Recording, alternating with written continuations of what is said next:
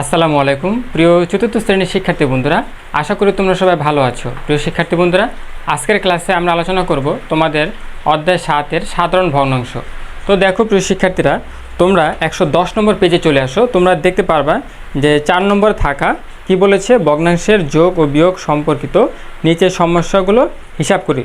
তো দেখো এখানে মোট 8টি অঙ্ক রয়েছে। তো আজকের ক্লাসে আমরা এই 8টি অঙ্ক খুব সহজে সমাধান করে দেখিয়ে দেব।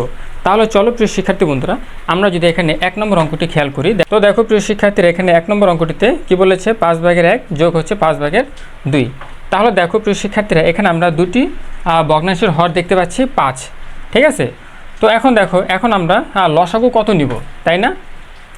দেখো আমরা এভাবে বের করতে পারি, যেহেতু এখানে দুটি ভগ্নাংশের হর রয়েছে 5, আমরা 5 লিখে নিলাম আর হচ্ছে 5 লিখে নিলাম। ঠিক আছে। আচ্ছা, তারপর দেখো আমরা এখানে এমন একটি সংখ্যা নেব যাতে দুটার ভিতরে ভাগ যায়। তো আমরা যদি 5 দিয়ে ভাগ করি, তাহলে দেখো 5-5-এর ভিতরে কতবার যায়, একবার যায়। আবার দেখো 5 এই 5-এর ভিতরে কতবার যায়, একবার যায়। হ্যাঁ, তো এখন দেখো আমরা কিন্তু আর ভাগ করতে পারছি না। যেহেতু আমরা আর ভাগ করতে পারবো না, তো আমরা এখন গুণ করে দেবো। হ্যাঁ, 5 গুণ 1 গুণ হচ্ছে 1। তো এখন গুণ করলে তুমি কত পাবা, 5 পাবা। ঠিক আছে। তো এখন হচ্ছে দুইটা ভগ্নাংশের হরের লসাগু কত, 5। তুমি এইভাবেও করতে পারো, কিন্তু আরেকটা নিয়ম আছে, আমি সেটা হচ্ছে তোমাদের দেখিয়ে দেব। দেখো আরেকটা নিয়ম, সেটা হচ্ছে খুব সহজ নিয়ম। দেখো এখানে দুটি ভগ্নাংশের হর কিন্তু একই। হ্যাঁ, যখন দুটি ভগ্নাংশের হর একই থাকবে তখন তুমি কি করবা, এখানে দুইটা 5 আছে, তো তুমি হচ্ছে 5 লিখে নিবা। এরপর উপরে যা আছে তাই, উপরে 1 রয়েছে, যোগের জায়গায় যোগ, তারপর হচ্ছে 2। ঠিক আছে। তারপর দেখো এই যে এখানে হর 5 বসে, তো আর 2-এর সাথে 1 যোগ করলে তুমি 3 পাবা। এটা হচ্ছে অ্যান্সার। ঠিক আছে, খুবই সহজ নিয়ম। তারপর দেখো 2 নম্বর অঙ্কটি, এখানে দেখো একইভাবে এখানে তোমার দুটি ভগ্নাংশের হর এখানে 7 রয়েছে। তো আমরা যদি 7 আর 7-এর যদি লসাগু নিই, তাহলে আমরা 7 পাই। তো দেখো 7 নিয়ে নিলাম। তারপর দেখো এখানে দেখো আমরা তো দুটি ভগ্নাংশের হরের লসাগু 7 নিয়ে নিয়েছি না। তারপর দেখো উপরে যা আছে তুমি তা লিখে নাও। এটা হচ্ছে জাস্ট দুর্বল শিক্ষার্থীর জন্য। তো এখানে উপরে 2 রয়েছে, তারপর হচ্ছে যোগ 3। ঠিক আছে। তারপর হচ্ছে নিচে 7 লেখো, তারপর হচ্ছে 3 আর হচ্ছে 2 যোগ করলে কত, 5। এটা হচ্ছে অ্যান্সার। কিন্তু প্রিয় শিক্ষার্থী বন্ধুরা, আমি তোমাদের কাছে একটু কথা বলতে চাই, এটা হচ্ছে জাস্ট দুর্বল শিক্ষার্থীর জন্য। তো আর একটা নিয়ম আমি হচ্ছে তোমাদের বুঝিয়ে দিচ্ছি। দেখো এখানে দেখো 7 আর হচ্ছে 7, এর লসাগু কত, দেখো আমরা যদি একটু প্র্যাকটিক্যালি দেখি, এখানে 7 আর হচ্ছে 7।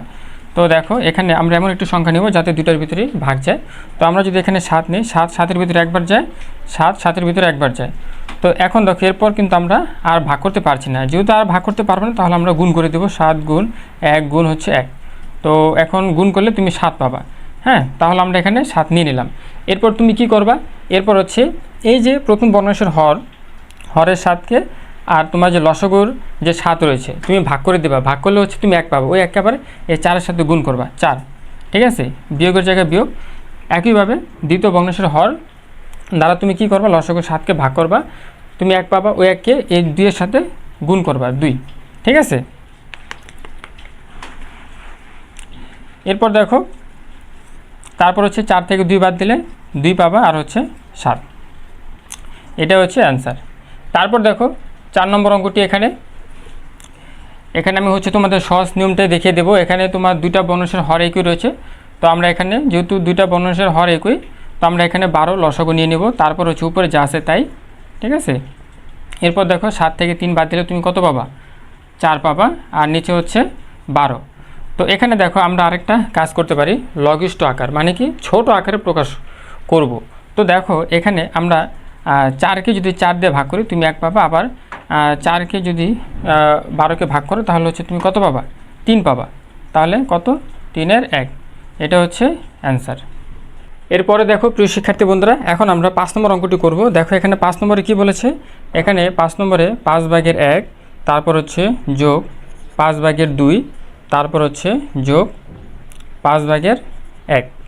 তো আমি হচ্ছে তোমাদের এই অঙ্কটা খুব সহজ নিয়মে দেখিয়ে দেব। এখানে দেখো 3টি ভগ্নাংশের হর কিন্তু একই। যেহেতু 3টি ভগ্নাংশের হর একই রয়েছে, তো আমরা এখানে লসাগু 5 নিয়ে নেব।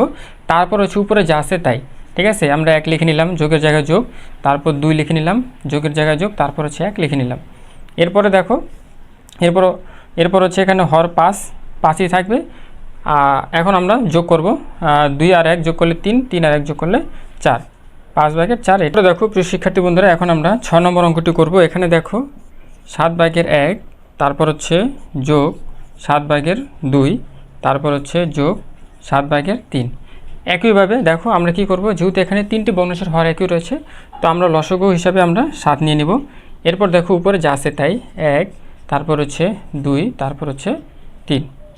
এরপর হচ্ছে আমরা যোগ করে দেব, এখানে 2 আর 1 যোগ করলে 3, 3 আর 3 যোগ করলে 6, তো 7/6 এটা হচ্ছে অ্যান্সার। ঠিক আছে।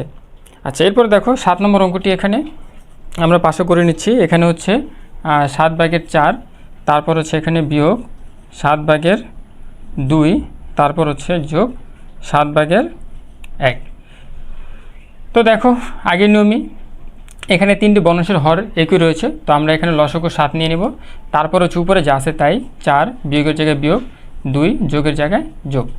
এখন দেখো কি করবা, নিচের লসগু 7 নিয়ে নেবা। তারপর হচ্ছে এখানে দেখো 4 থেকে 2 বাদ দিলে তুমি কত পাবা, 2 পাবা।